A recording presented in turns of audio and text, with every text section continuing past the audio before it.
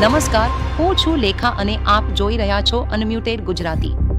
તાજેતરમાં ડોનાલ્ડ ટ્રમ્પના રાષ્ટ્રપતિ બન્યા પછી અમેરિકા એ પોતાના દેશમાં ગેરકાયદેસર રીતે રહેનારા ભારતીયોને પાછા પોતાને દેશ મોકલવાની કામગીરીને કંઈક અલગ રીતે દુનિયાની સામે રાખવાનો પ્રયત્ન કર્યો છે.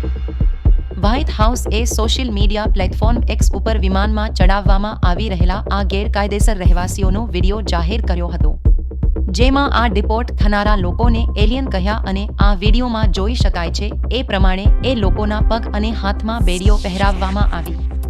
સામાન્ય રીતે દર વર્ષે અમેરિકામાં ગેરકાયદેસર રીતે દાખલ થયેલા લોકોને ડિપોર્ટ એટલે કે દેશ નિકાલ કરાતો હોય છે.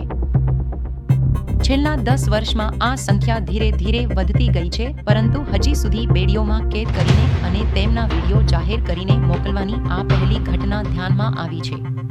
કોઈ પણ દેશ પોતાના ઇમિગ્રેશન એટલે કે દેશગમનના નિયમોનું પાલન અને રક્ષણ કરે તે સ્વાભાવિક છે, અને આ નિયમોનો ભંગ કરનારાઓનો દેશ નિકાલ પણ કરે તે વ્યાજબી છે.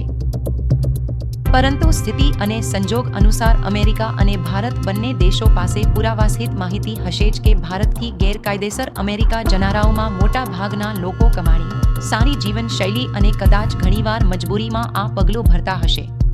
તો એ લોકો સાથે આવો વ્યવહાર શું જરૂરી છે? આજે ગુજરાતની વિધાનસભામાં કેટલાક કોંગ્રેસ પક્ષના ધારાસભ્યોએ એ જ રીતે હાથમાં બેડીઓ પહેરીને ભારતીયો સાથે થયેલા આ પ્રકારના વ્યવહારનો વિરોધ નોંધાવ્યો હતો.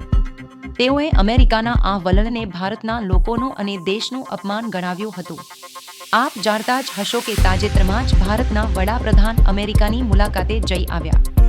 શું વડાપ્રધાને અમેરિકાના રાષ્ટ્રપતિ સામે બેડીઓ પહેરાવવાનો અને એના વિડીયો પ્રકાશિત કરવાનો વિરોધ નહીં કર્યો હોય?